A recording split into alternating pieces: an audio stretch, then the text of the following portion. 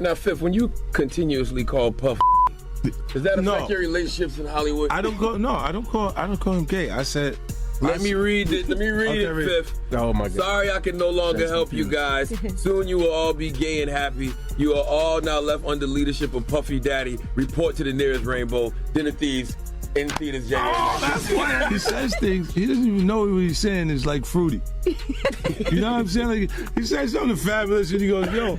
Speaking of, in particular, Netflix docuseries that you've been working on, Diddy Do It. Right. You've been saying for years that you feel you knew Diddy's character. Right. Feel uncomfortable with the way you represent the idea of going to these projects. To come party with me. Yeah. And then that swayed me away from it. Just that. Nigga Puff, but he called, we should kick it on the shit after the main. Right. And the nigga, matter of fact, they sent me the girl pictures, like pictures of this girl.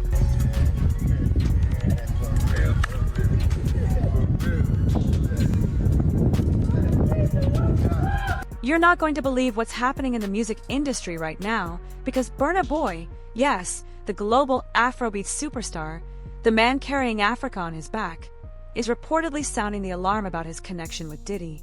And what he's hinting at, it's chilling. He's calling it a trap, not a partnership. A trap. The Grammy-winning artist is quietly dropping bombs about what's really happening behind closed doors, and it's exposing a side of the music business that no one was supposed to see. What looked like the collaboration of a century is now starting to feel like a cage with golden bars. Pressure. Silence. Questions no one wants to answer. And the deeper this goes, the more obvious it becomes. This isn't gossip. This isn't a rumor. This could be the moment that changes how the world looks at the music industry forever. So buckle up, because what you're about to hear, they didn't want you to know. Isn't it weird that the government was so interested in Diddy's baby oil that they took 1,000 bottles away from his house? If the government took 1,000 bottles of baby oil and somebody had things what appeared to be baby oil, and then you have to listen to the prosecutor. He said that they seized 1,000 bottles what allegedly to be baby oil. Allegedly to be baby oil. So that's telling people that it wasn't baby oil. And people think that that was baby oil, they out their mind. I don't believe it was baby oil. Yo, bro, when they went up in there, they knew what they was gonna find. They knew what was ever in that baby oil or that those bottles that appeared to be baby oil, they knew about that at first. You gotta realize 9 times out of 10, that individual that got caught at the airport, that was supposed to be their carrier, told them what they was doing and what they had. I wouldn't put him past that he told them everything. So when they went up in there, they knew they had to take whatever was out there, and that thing that appeared to be baby oil, they took that. Rewind for a second. Remember Burna Boy standing on that Grammy stage, holding that golden statue like he was holding the whole continent of Africa in his hands? That moment wasn't just a win, it was a revolution. He went from a Nigerian breakout star to a global Afrofusion powerhouse faster than anyone in history. Hit after hit, sold out arena after sold out arena. African giant started the movement. Twice as tall sealed his throne and earned him that historic Grammy. The world looked at him and saw it all. The fame, the fortune, the elite status, the kind of life most artists only dream about. But here's the part nobody talks about. Behind those blinding stage lights, behind those screaming crowds, behind those magazine covers, there was a storm building. Because even legends bleed, even kings get tested, and the higher you climb, the more dangerous the fall becomes. What was really happening when the cameras turned off? You're about to find out. How many of those come back to be baby oil? Bro, listen to me. Costco don't sell that much baby oil. Where you know sell that much baby oil? Yeah, I don't know any store that sell that much baby oil. I know Costco, they came out and said that they don't even sell baby oil. My sentiments exactly. But you personally, right? What do you believe was in the baby oil? If you ever seen a massage parlor being raided and they walking out the people, do they take the massage oil with them when they go? No, they just walk out the people who are being arrested. If you ever seen a person get arrested and the people being arrested in those brothel houses, do they take out the stuff in the brothel houses? No, they don't. They take the individuals who are being arrested out the brothel houses. For them to take 1,000 bottles of baby oil, it's like that they did not leave one. They left people there, but they ain't leave not one bottle. Nobody needed no baby oil. So my whole thing about it is that there was something in that other than baby oil. That's why they took all the bottles. And 9 times out of 10, if I would give it a wild guess, it was, and like some of the people told me, it was probably that GHB. What's that? I think it's gamma hydrox.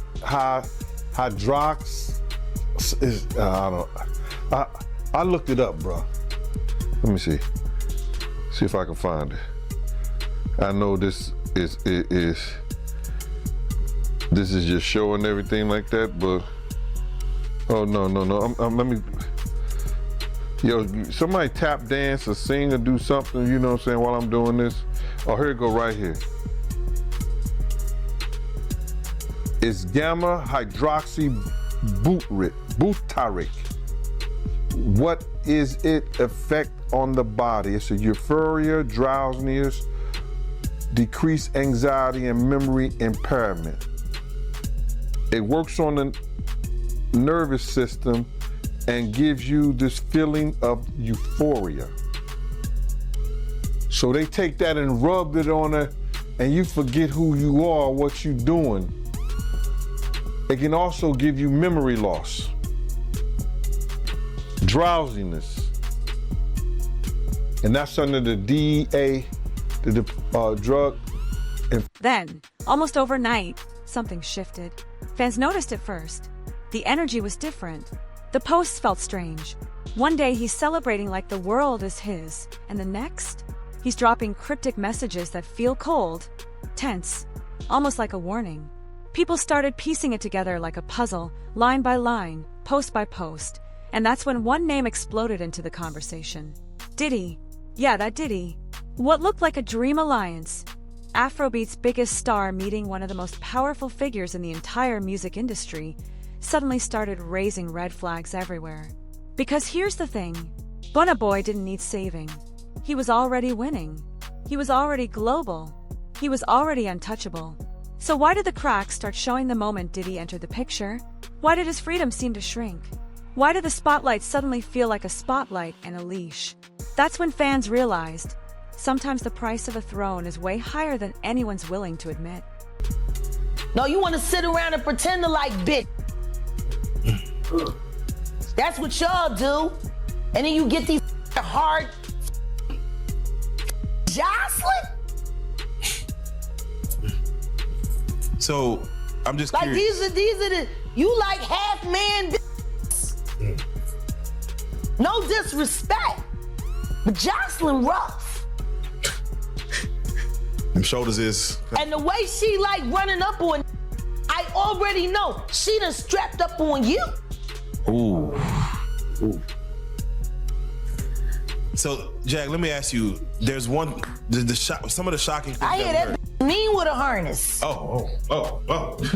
Okay, not a harness. Yeah. So I gotta ask you this. I'm sure somebody's already asked you this, but have you ever been to a P. Diddy party? Yeah, several, many, honestly. And so, can you take us through like what goes on, like when you were there? What did I say when y'all asked me about why was the TD Jakes at the Diddy party? Yeah. What'd I say? Money. Money. And that's correct. Were you surprised that there were so many cameras in his houses? No! That he was recording these? Of course. He is the J. Edgar Hoover of hip-hop. Okay. Y'all done seen him put on the pyramid with a skirt? So let me ask you, when you hear that Cassie was told to hire male escorts to come in what they call freak-offs now. Yeah. Is that something normal that happens in Hollywood? Yeah. Freak-offs. Yeah. Okay. Everybody know that. I've been saying it. Yeah. Yeah. How many times I got these is wild. So do you feel like people, when they hear pink cocaine, Young Miami has to bring across? Wait, the Tusi. Yeah, the Tusi. That's what they call. I found out. I talked to my drug guy because I wanted to be informed. Because people was calling it Tusi, that's calling it the Tunchi. I didn't know which one it was. So I talked to my drug guy, and my drug guy filled me in. And then it made perfect sense. Tusi. Talk to him. Drugs with Jaguar.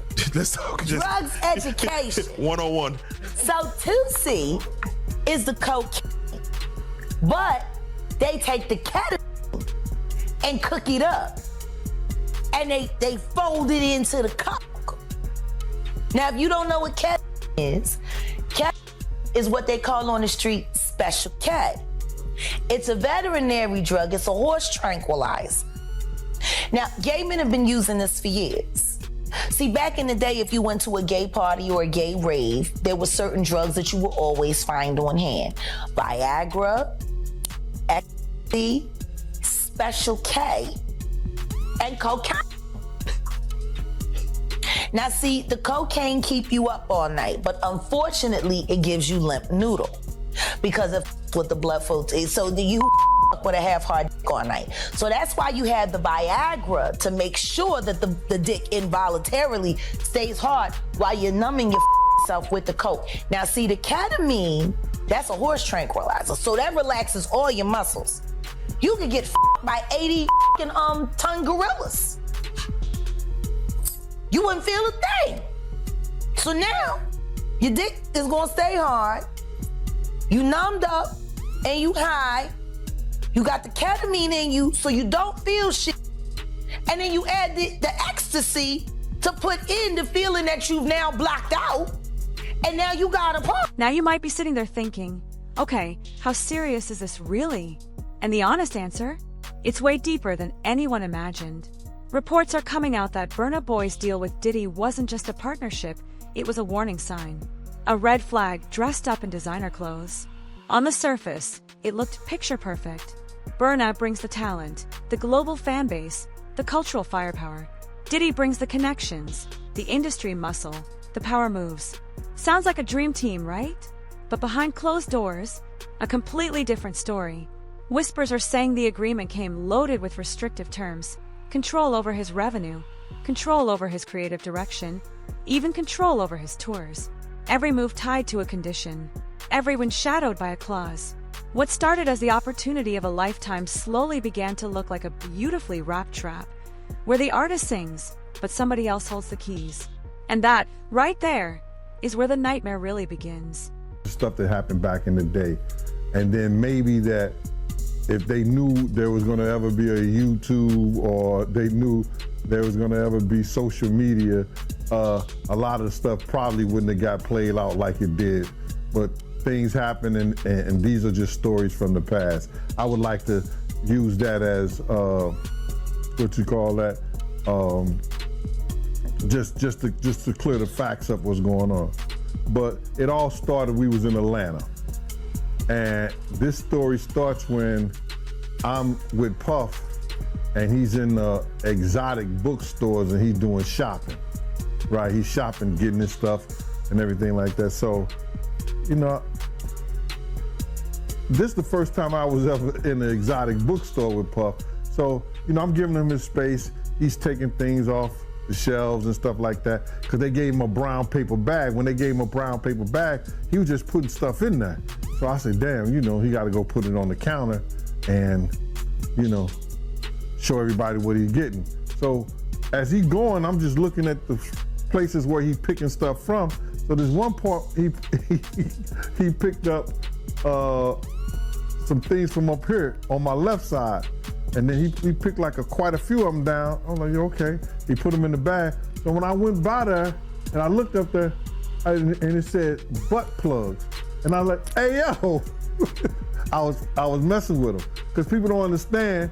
You know, we was like friends. He was a part of the same gang, so I'm still gonna tease him. I'm still gonna mess with him and everything like that. I could do that.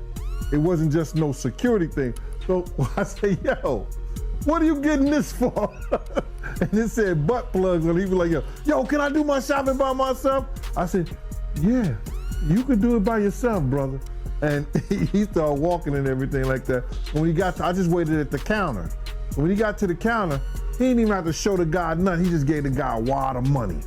I mean, like, he gave the guy a stack something like this. And Puff wasn't the dude that carried no 20s and no 50s or nothing like that. And I mean, like, he just said, boom. And we walked out the store. So we had to leave Atlanta and go to North Carolina for a show. You understand? And it was him, this rapper, Sarah, and this other girl. We all got on a G5 jet, and we flew to G4 jet, and we flew to North Carolina. So later on that, I think that afternoon, same day, this rapper and him, they all in the room together. You know, it's Sarah, the girl, Puff, and this dude. But here's the heartbreaking truth. Burna Boy wouldn't be the first artist to walk into a deal like this. Music history is littered with legends who signed contracts that destroyed them. Icons who sold millions of records, shaped entire generations, defined whole eras, and still ended up fighting just to own their own voice. And let's be real, Diddy isn't new to this. He's a man who's built empires on high-stakes negotiations, and that alone forces the question nobody wants to ask out loud. What exactly does Burna stand to lose? And the answer is terrifying. His sound, his brand, his earnings, his independence. The very thing that made him a global icon in the first place, at risk of being slowly stripped away, contract clause by contract clause. Because deals like this don't break you in one night. They tighten around you slowly until success itself starts to feel like a prison. And then it gets worse. A leaked conversation reportedly revealed that the arrangement could stretch into every revenue stream. His performances, his merchandise, his business ventures, everything. Imagine that. Burna builds the empire with his own hands, and somebody else walks away with the crown. That's not a partnership. That's a takeover in slow motion. Stuff like that, like, yeah, so then next thing you know, somebody rang the doorbell. We had the presidential suite where we was at. So I opened the door, and the dude said, yo, I'm here for my cousin. I said, who your cousin? And he said, Ja Rule. I said, well, he busy right now. He said, he busy doing what? I said, he with Puff, they're in the room, they busy, they don't want to be bothered. He said, well, I'm going in there. I said, bruh, you ain't going in there, because he told me they don't want nobody to be bothering them. And he was like, yo, I don't care, man, I'm going in there. That bull like that.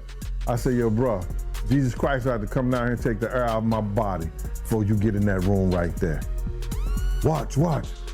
He tried to bum rush me. I grabbed him and threw him against the piano. When I threw him into the piano, Puff and Ja Rule runs out the room. Puff got his towel, Ja grabbing his towel, but they butt the naked. And so then Ja was like, yo, what's going on? Yo, G, that's my cousin. He know me well, you know, and Puff was like, yo, G, what happened? I said, he tried to get in the room. I told him he couldn't get in the room. And he was like, he just looked, Puff looked at Ja. He said, yo, Ja said, you ain't want to go in that room because there's a lot of freaking going on. So I was like, oh, he said it was a lot of freaking going on. So that was basically that story, man. You know what I'm saying? They went back in the room, dude felt a certain kind of way, and he left out. So I seen them at the concert the next day, and they tried to, you know, form up against me. But my man Frank was like, I told my man Frank, I was like, yo, Frank, Put yourself in that position. Somebody trying to get in the room and Ja told you don't let nobody get in the room. What would you do? Now y'all can do whatever y'all want to do, man, but you know I ain't taking no losses. He said, yo, you good, and that was it. Bruh, when Ja said, you don't want to come up in there, a lot of freaky stuff is going on. You got to use your mind. What they was doing with those butt plugs.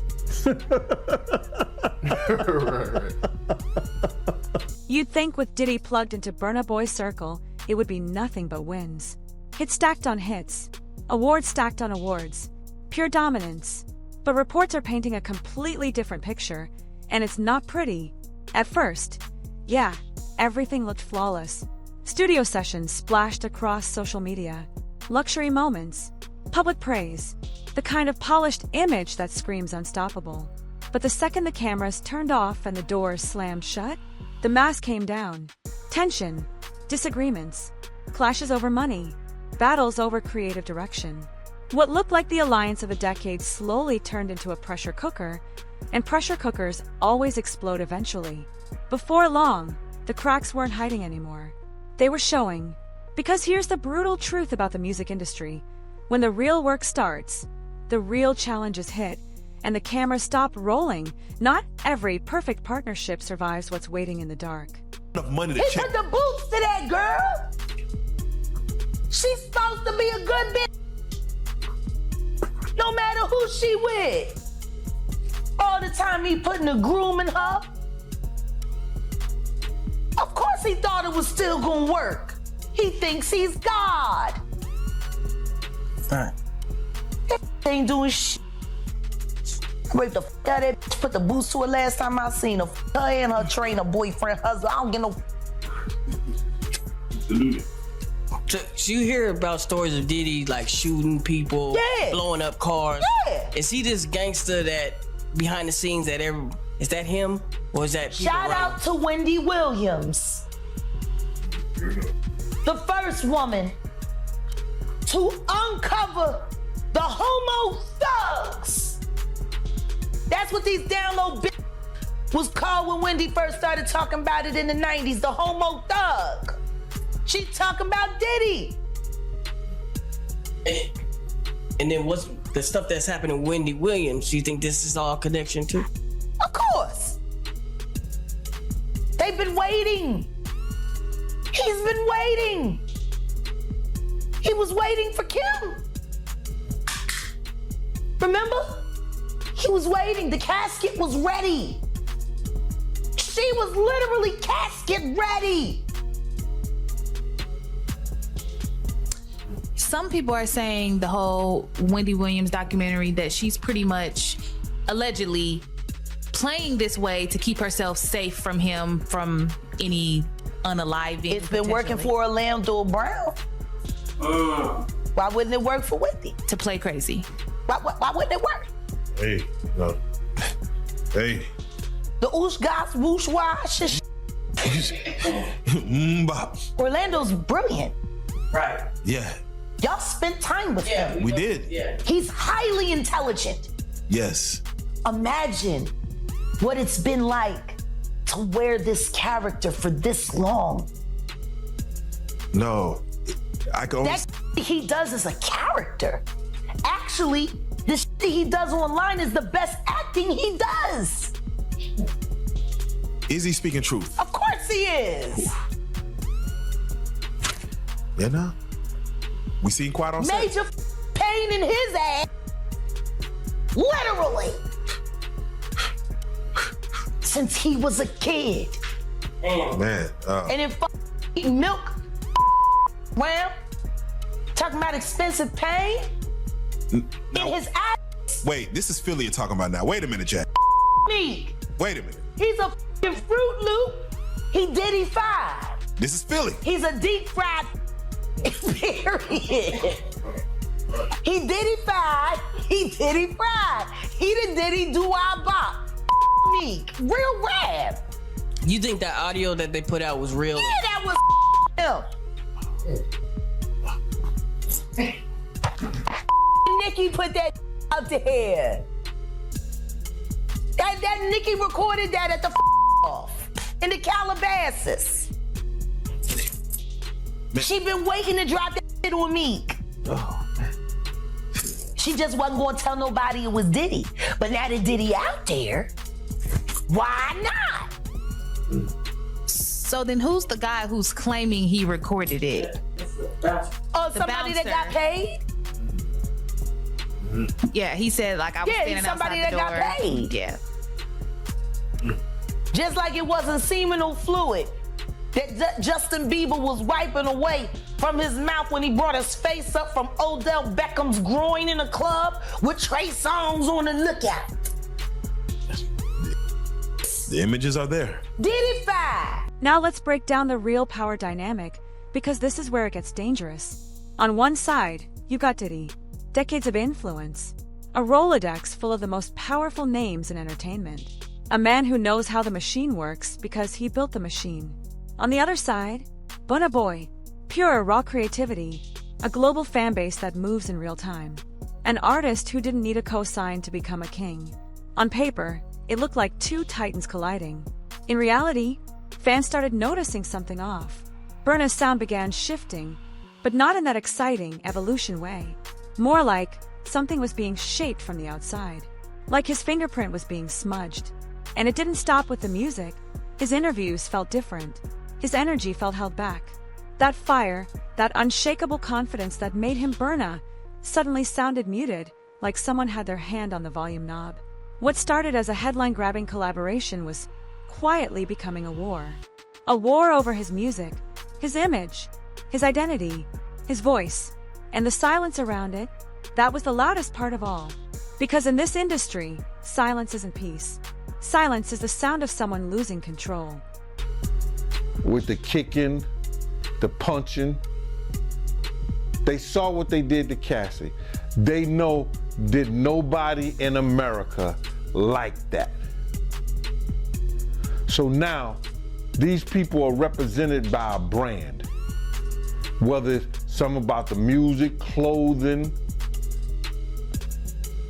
movies, they're not gonna come out and speak on nothing that has anything to do with them, and they praying that they not on the tape doing crazy stuff, being oiled up in the whole 9 yards. They praying. So until the feds say, hey, yo, listen here.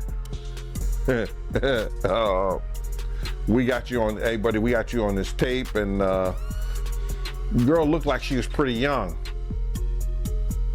We're not gonna show it, but we need you to come and testify against Brother Love, P. Diddy, Puff Daddy, you know, Sean Combs. That's when they're gonna start talking. And they're not gonna be talking in his favor. When the feds come to them and show them what they got on tape, because if he had 250 tapes all over, 250 cameras all over the house, somebody got caught stealing a cookie out the cookie jar. It could be your favorite pastor. It could be your favorite politician. But they didn't think they was being watched, and Brother Love was watching. Yeah, I mean, TD Jakes, he haven't even came out and said anything. And him and Diddy was real cool. Amen. Amen. Yeah, man. And I know the people in the congregation over there is shaking in their boots because this man then led them probably, allegedly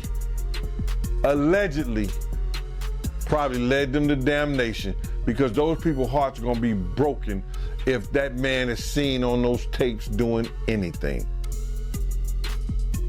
Because people always put their faith in the pastor instead of putting their faith in God. And what they need to do is understand that he's just a man. And he has a history. It's not looking too good for him. So you feel like celebs are worried that they might be on tape? Oh, they know. That's why they ain't speaking up or saying nothing. Yeah, I was at a Diddy party, but I know I ain't do nothing. When you don't know somebody's taping you, when you don't know that somebody is videoing you in some kind of form of fashion, you got that alcohol, you got the drugs in you, they're a little loose, bruh.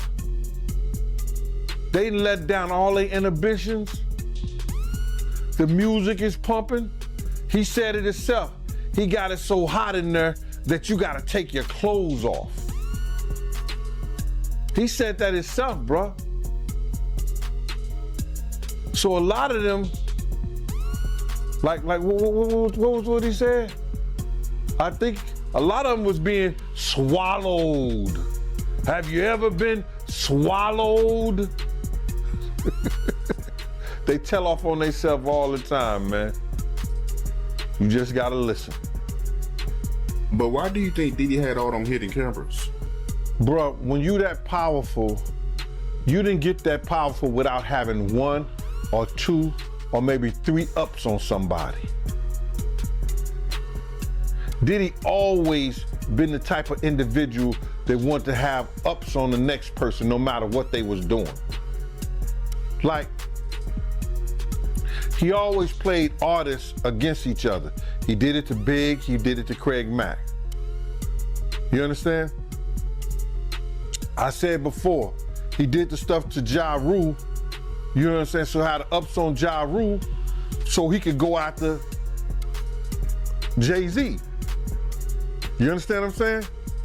So he always played those kind of up games on people. So to have those cameras and know what he was doing, it's gonna give him the ups on everybody who came to that party. Even your favorite basketball player. Ain't no party like a Diddy party. But just when it looked like Burna Boy was being pushed into a corner with nowhere to run, he came back swinging. Make no mistake, this man is not done. Not by a long shot. He's making it crystal clear that he's still fighting for his position, his power, and his voice. And the other side, they're not backing down either. Every move Burna makes, the opposing camp responds. Every hint he drops, they fire back. What started as whispers and speculation has now escalated into a full-blown standoff, and it's playing out on a level way more serious than fans realized.